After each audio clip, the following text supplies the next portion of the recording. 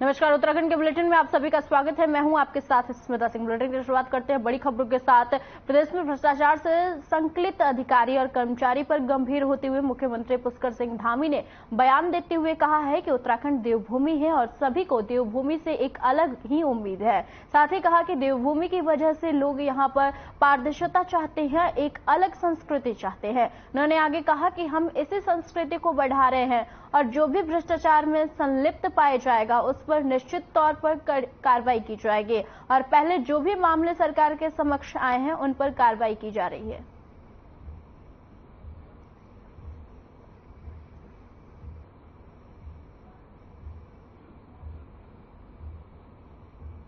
देखिए, देवभूमि है। देवभूमि में लोग पारदर्शिता की, शुचिता की जो है उम्मीद करते हैं। एक प्रकार का कल्चर चाहते हैं, एक संस्कृति चाहते हैं, तो उसी संस्कृति को आगे बढ़ा रहे हैं। यहाँ पर कोई भी कहीं भी किसी गड़बड़ी में संलिप्त पाया जाएगा तो निश्चित रूप से उसके खिलाफ जो कार्रवाई होगी। और पूर्व में भी जो इस प्रकार के मामले आए हैं उन पर हमने कार्रवाई की।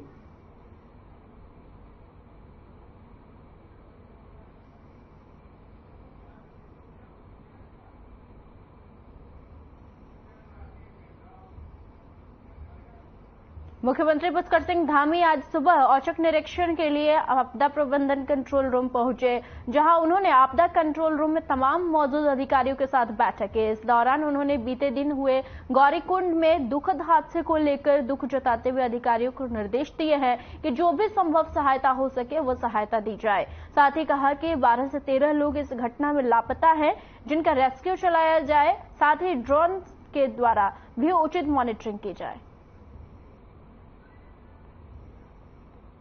आपको बता दें, खबर देहरादून से है, जहां अधिकारियों के साथ सीएम ने बैठक की है और सीएम धामी ने निरीक्षण किया आपदा कंट्रोल रूम का और इस दौरान अधिकारियों के साथ बैठक की है।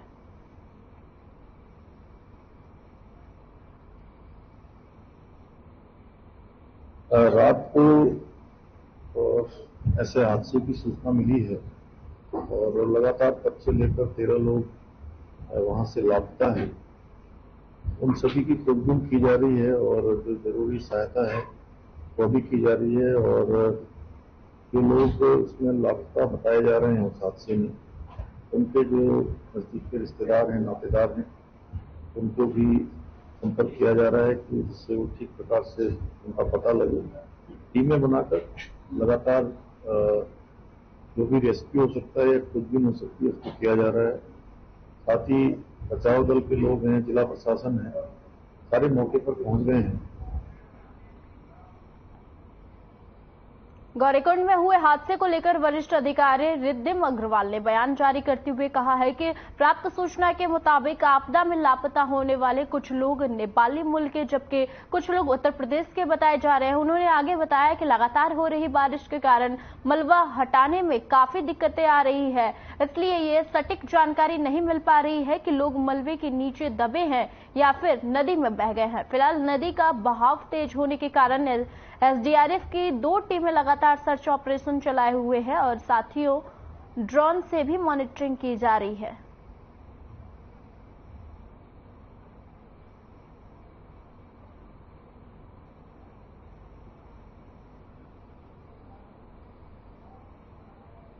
देखिए, ये कल रात को देर रात लैंडस्लाइड हुई है। लैंडस्लाइड के कारण वहां पर जो दुकानें थी वो डैमेज हुई हैं।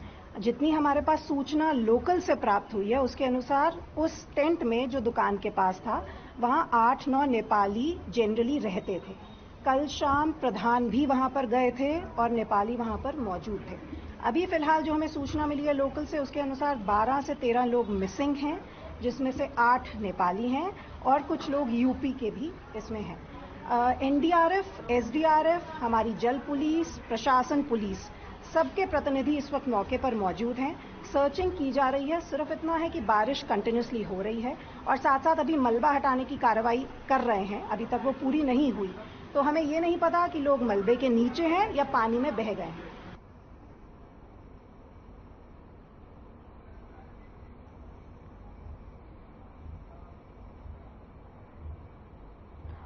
पौड़ी ललवाली कालेश्वर मोटर मार्ग पर ललवाली बाजार के पास पुल की जर्जर स्थिति पर स्थानीय लोगों ने चिंता जाहिर की है। ग्रामीणों ने पुल को जल्द दुरुस्त करने की मांग की है। स्थानीय लोगों का कहना है कि पिछले 5 से 6 सालों में सड़क और पुल की मरम्मत नहीं हुई है, जिसके चलते पौड़ी से ललवाली बाजार और कालेश्वर तक सड़क मार्ग की स्थिति बदहाल है। वहीं विभागीय अनदेखी के चलते पुल की स्थिति भी जर्जर बनी हुई है। ग्रामीणों का कहना था कि कई बार इस स्थिति से विभागीय अधिकारियों को भी अवगत कराया गया है, लेकिन विभागीय अधिकारी भी मौका मुआयना कर चले जाते हैं और सड़क और पुल मरम्मत नहीं होती है।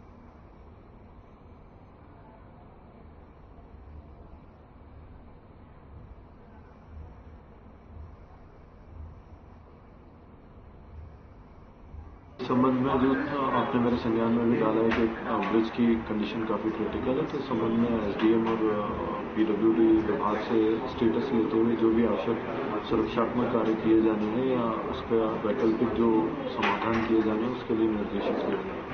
हम प्रशासन से कहना चाहते हैं यहाँ पे कि हमने कई बार यहाँ पे जो उनके जेई हैं, ये हैं, एक्शन साहब हैं, उनसे हमने कई बार इस पुल की शिकायत कर दी है कि ये पुल जर्जर स्थिति में, इस पुल में कभी भी कोई भी घटना घट सकती है यहाँ पे, और हम उनको कई बार सचेत कर चुके हैं। उसके बाद भी वो अपने छोटे कर्मचारियों को यहाँ पे भेज रहे हैं, अपने वो फेता लगा के यहाँ पे चले जा रहे हैं। वो बोले कि हमें ऊपर से जैसे आदेश होंगे उच्च अधिकारियों के, भाई वहाँ पे आ जाओ और नाप के आ जाओ।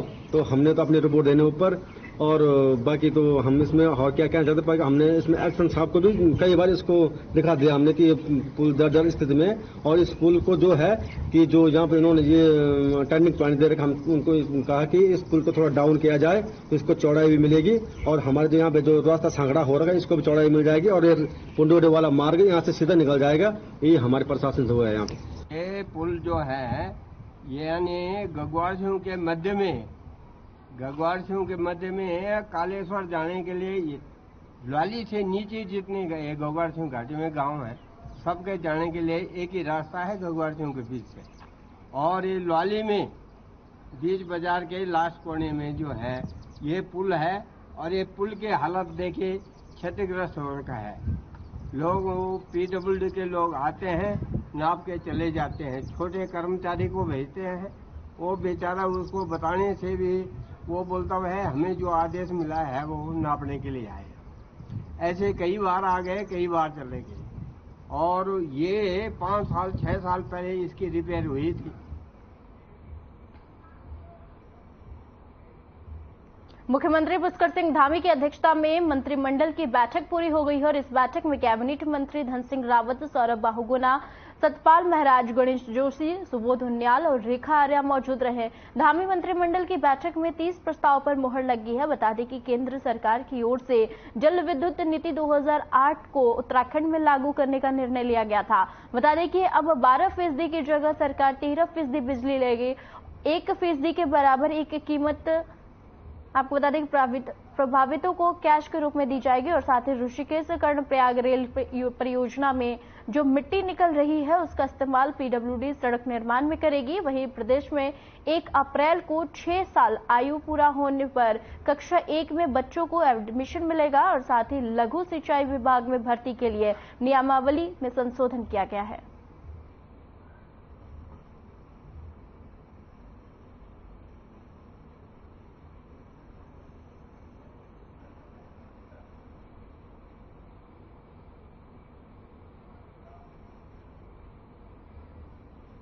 सीएम पुष्कर सिंह धामी की अध्यक्षता में कैबिनेट की बैठक शुरू हुई, और सचिवालय स्थित एपीजे अब्दुल कलाम भवन में यह बैठक आयोजित की गई है। साथ ही आपको बता दें कि इस बैठक में सीएम पुष्कर सिंह धामी और इस बैठक में साथ ही कैबिनेट मंत्री धन सिंह रावत, सौरभ बाहुगुना, गणेश जोशी मौजूद रहे। इस दौरान कई अहम निर्णयों पर मंथन हुआ है।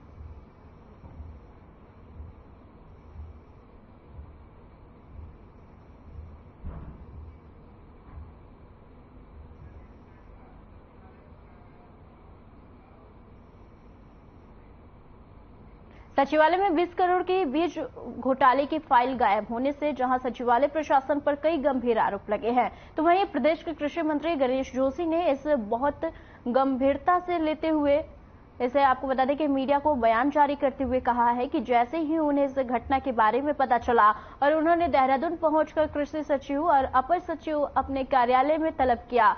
उन्होंने कहा कि अभी तक सूचना आयुक्त की तरफ से कोई भी लिखित आदेश विभाग को प्राप्त नहीं हुआ है, लेकिन यह धामी सरकार है और यहां जीरो टॉलरेंस की नीति पर काम होता है। इस पूरे मामले में संलिप्त होंगे उन पर कड़ी कार्रवाई की जाएगी। वहीं कांग्रेस ने इस मुद्दे पर सरकार पर निशाना साधा है। कांग्रेस की माने तो सचिवालय से फाइल गायब होना बीजेपी के जीरो टॉलरेंस का सबसे बड़ा नमूना है।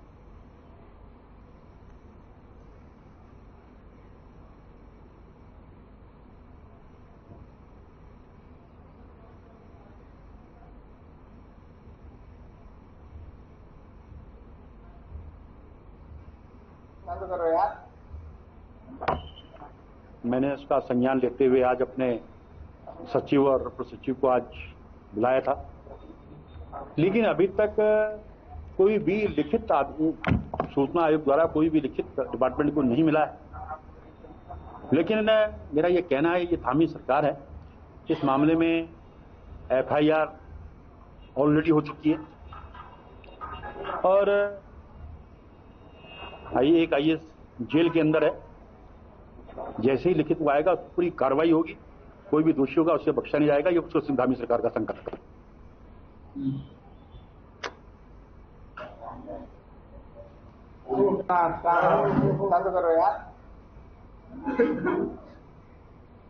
पौड़ी जिले की यमकेश्वर विधानसभा के विकासखंड मुख्यालय द्वाड़ीखाल में NRLM CDS ने विपिन रावत सभागार में 2 दिवसीय प्रशिक्षण कार्यक्रम का आयोजन किया। कार्यक्रम में प्रमुख महेंद्र राणा ने मुख्य अतिथि के रूप में हिस्सा लिया। प्रशिक्षण में महेंद्र सिंह राणा ने सभी समूह सदस्यों और विकासखंड के सभी अधिकारी कर्मचारियों को अंगदान की शपथ दिलाई। कार्यक्रम को संबोधित करते हुए प्रमुख महेंद्र राणा ने कहा कि ऐसे प्रशिक्षण कार्यक्रमों से हमारे समाज में जागरूकता आएगी, साथ ही लोग कुपोषण का शिकार होने से बचेंगे। साथ ही उन्होंने यह भी कहा कि पहाड़ों में उत्पादित होने वाले मोटे अनाज और उसके स्वास्थ्य के प्रति लाभ के संबंध में जानकारी दी और साथ ही स्वयं सहायता समूह के सदस्यों को जैविक खेती को बढ़ावा देने की जानकारी दी।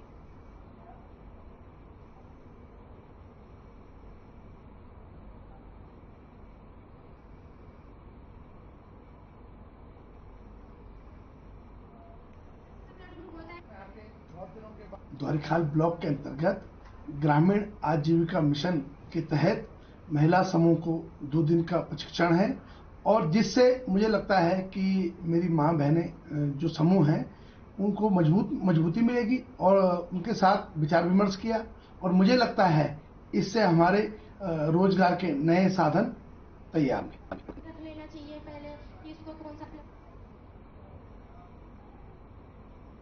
पौड़ी जिले के खिरसू खेड़ाखाल पौड़ी मोटर मार्ग पर एक पिकअप वाहन अनियंत्रित होकर खाई में जा गिरा, जिसमें वाहन चालक के मौके पर ही मौत हो गई जबकि दूसरा गंभीर रूप से घायल हो गया। बताया जा रहा है कि वाहन में 2 लोग सवार थे। प्राप्त जानकारी के अनुसार देर रात वाहन अनियंत्रित होकर खाई में जा गिरा, लेकिन रात होने के चलते घटना की सूचना नहीं मिल पाई। सुबह जब पुलिस को घटना की जानकारी मिली तो मौके पर पहुंचकर रेस्क्यू ऑपरेशन चलाया गया और वाहन को साइड हटाकर घायलों का रेस्क्यू किया गया और बाहर निकाला गया।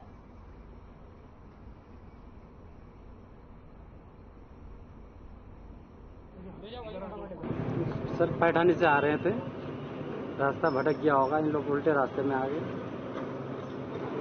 अब फोन लगा रहे थे, फोन तो उठाने, तब हम लोग ढूंढने लगे। पैठानी से मिला, तब फिर वहाँ पे हम लोग को पता हुआ कि बल ड्राइवर इस रास्ते में है, एक गाड़ी गिरे हैं। वहाँ जाकर देखे पूरा आदमी पूरा रात छानबीन हुआ। 8:30 के आसपास कि मांडा खाल से आगे एक गाड़ी पिकअप रात को गिर गई 1 बजे के आसपास रात को। तो सुबह सूचना मिली तो सुबह सूचना पे हम लोग सभी, मैं SSI और बाकी जो हमारी 112 है और चौकी इंचार्ज बाबू और जो हमारी मदद वगैरह सब मौके पहुंचे और उसमें आपदा की टीम थी, फायर सर्विस वगैरह।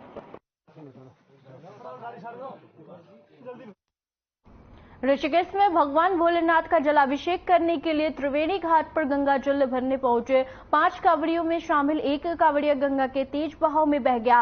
नजारा देख घाट पर ड्यूटी कर रहे जल पुलिस के जवानों ने अपनी जान की परवाह किए बगैर गंगा में छलांग लगा दी। कुछ ही देर में कांवड़िया को जल पुलिस के जवान सुरक्षित गंगा से बाहर निकाल लिया और जान बचाए जाने पर सभी कांवड़ियों ने जल पुलिस के जवानों को आभार व्यक्त किया है। त्रिवेणी घाट चौकी प्रभारी विनोद कुमार ने बताया है कि गंगा में बहने वाले कांवड़िया की पहचान दिल्ली निवासी 45 वर्षीय रामप्रकाश के रूप में हुई है, जो गंगा जल भरने के बाद अपने साथियों के साथ दिल्ली लौट गया।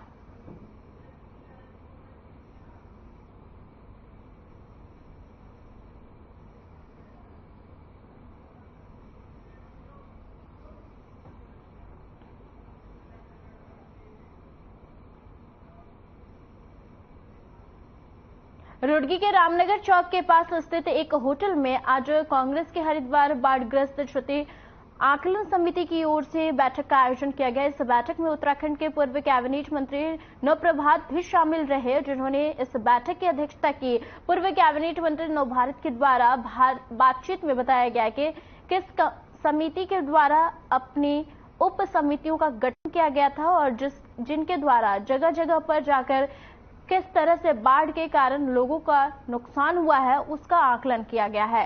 उन्होंने ये भी कहा कि उप समितियों के द्वारा इस बैठक में आकलन की जानकारी दी जाएगी, जिसके बाद हम यह देखेंगे कि सरकार के द्वारा जो कार्य किए गए हैं उनमें कहां पर कमी रह गई है। उन्होंने यह भी कहा कि कांग्रेस विपक्ष की भूमिका में काम कर रही है, हमारा काम जनता की आवाज को उठाना है और वह हम उठा रहे हैं।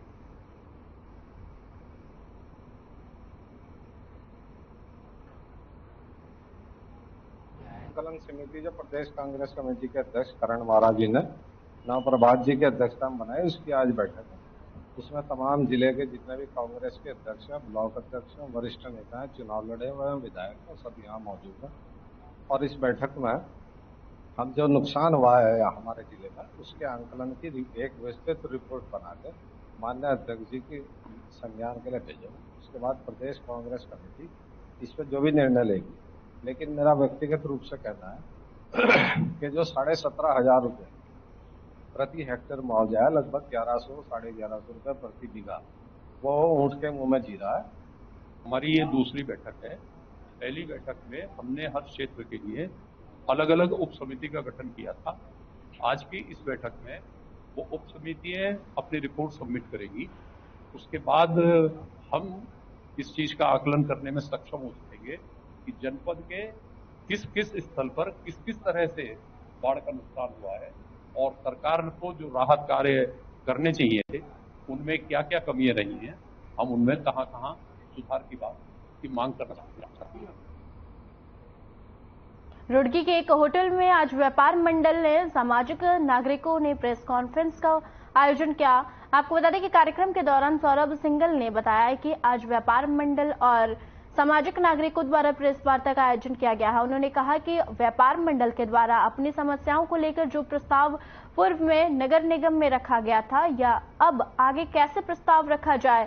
आपदा का समय है और शहर की सड़कें धंस रही है, नालियां ठप पड़ी हुई है और उसको लेकर चर्चा की गई है। उन्होंने पूर्व मेयर गौरव गोयल के गौ मांस खाने वाले बयान पर कहा है कि आप सनातन धर्म से आते हैं, आपने निगम का पैसा खाया है या नहीं खाया है, मगर गौ मांस खाने वाला बयान देना ठीक नहीं है।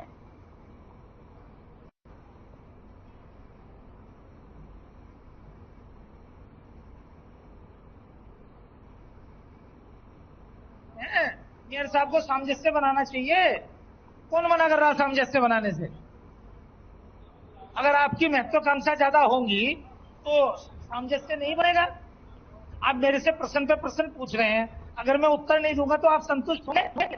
व्यापारियों की यहाँ पर जो समस्या है पूर्व में उठाई गई थी, यूजर चार्ज की, अतिक्रमण की, और जो सड़कें धंस रही हैं लगातार, नालियां चौक हो रही हैं, आपदा का समय है, तो इसमें कार्य आगे किस तरह किया जाए या पूर्व में जो इनके द्वारा निगम को क्या नाम है अपने प्रस्ताव दिए गए थे वो आगे प्रस्ताव किस तरह पूरे हों, ये सोच करके एक मीटिंग रखी गई थी, जिसका रूप थोड़ा थोड़ा मुड़ करके जो शहर के अंदर हवा चल रही है वो शहर के व्यापारियों की ओर से, पत्रकार आपका पार्षदों की ओर से और सामाजिक कार्य करने वाले व्यक्तियों की ओर से सामूहिक रूप से रखी गई और उनकी कहीं ना कहीं ये पीड़ा थी कि जो बोर्ड हमने 5 साल के लिए चुना था वो अचानक बीच में उसके जो अध्यक्ष थे वो अचानक इस्तीफा देके चले गए।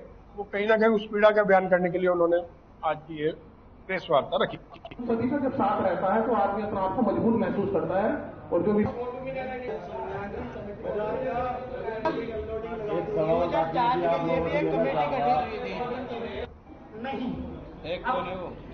एक कौन है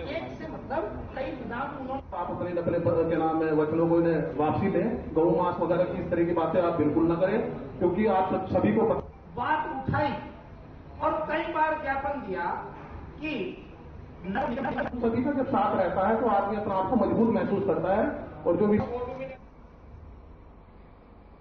उधम सिंह नगर के बाजपुर में भूमि बचाओ आंदोलन का आज तीसरा दिन है और इस आंदोलन में 5,838 एकड़ भूमि पर बसे लोगों को भूमि धरे अधिकार देने के संबंध में सरकार ने आंदोलन कर रहे लोगों की कोई सुध नहीं ली है और संयुक्त किसान मोर्चा की तरफ से आंदोलन को बड़ा रूप देने की रणनीति बना डाली है। जहां भारतीय किसान यूनियन के प्रदेश अध्यक्ष कर्म सिंह पड्डा ने भारतीय किसान यूनियन के जिले भर के सभी इकाइयों को एक लेटर जारी कर सभी तहसीलों में धरना देने की बात कही है। आंदोलनकारियों की मांग है कि जब तक हमें भूमि धरे अधिकार प्रदान नहीं किया जाएगा तब तक आंदोलन अनिश्चितकाल तक चलता रहेगा।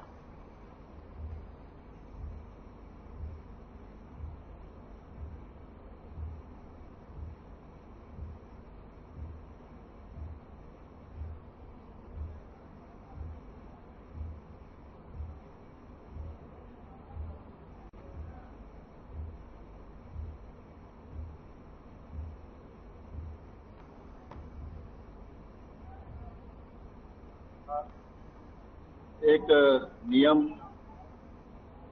तय कर लेने चाहिए थे और दिन अगर किसी विशेष का कुछ लोग कहने पर जो राजनीतिक लोग हैं, जो निर्वाचित प्रतिनिधि हैं, मैं यहाँ का निर्वाचित विधायक हूँ, अगर कहीं पर उन्हें रोकने की कोशिश की जाती है तो कहीं न कहीं इस पर राजनीति की बू आती है। मैंने पहले बताया जो घर में आ जाता है उसको ये उसका थोड़ा स्वागत तो करने पड़ता है, मगर जो वो पहले तय हो चुका था हमारा, किसी भी नेता को यहाँ मंच पे नहीं बोलने देंगे, मगर वो आए हैं, वो सब ने फैसला कर दिया। किसी ने कहा नहीं, किसी ने कहा हाँ। जो हमारे प्रवक्ता थे उनके हाथ में उन्होंने खून छीन लिया, तो वो बोले वो, मगर वो ठीक ही बोले, गलत तो बोले नहीं कुछ भी। नगर निगम के महापौर उषा चौधरी ने प्रेस वार्ता के दौरान बताया है कि सरकार ने लक्ष्मीपुर माइनर के निर्माण की स्वीकृति दे दी है। इसके लिए केंद्र सरकार ने 3.25 किलोमीटर लंबी लक्ष्मीपुर माइनर के लिए 28.45 करोड़ रुपए का बजट पास कर दिया है और इस कार्य के लिए सरकार द्वारा 31 मार्च 2024 की डेडलाइन निर्धारित की गई है। उषा चौधरी ने यह भी बताया कि लक्ष्मीपुर माइनर के निर्माण के लिए वे विगत 2013 से प्रयासरत थी। इसके लिए 2019 में तत्कालीन मुख्यमंत्री त्रिवेंद्र सिंह रावत ने घोषणा की थी। नगर निगम के द्वारा इसके लिए सबसे पहले 11 करोड़ रुपए की डीपीआर बनाकर भेजी गई थी। उसके बाद 21 करोड़ की डीपीआर और सबसे बाद में 28 करोड़ रुपए की डीपीआर बनाकर भेजी गई थी। मुख्यमंत्री पुष्कर सिंह धामी की पैरवी के कारण केंद्र सरकार ने आखिरकार जनता की 50 साल पुरानी मांग के लिए धनराशि जारी कर दी है। हमारे काशीपुर के मध्य से बह रही लक्ष्मीपुर माइनर जो कि 3.25 किलोमीटर की है, उसको किस तरीके से कवर करना है और कवर करके जो शहर की पानी की समस्या है उसका किस तरह से निराकरण करना है। देखिए, जो आपने प्रश्न किया है, आप जानते हैं कि देहरादून में कैनाल रोड के नाम से जो सड़क जा रही है उसके नीचे पूरी कैनाल थी, लेकिन आज भरपूर गाड़ियां दौड़ रही हैं। आप हल्द्वानी में चले जाइए, वहां पर भी कैनाल थी। उत्तराखंड के बुलेटिन में फिलहाल के लिए इतना ही। मुझे दीजिए इजाजत। नमस्कार।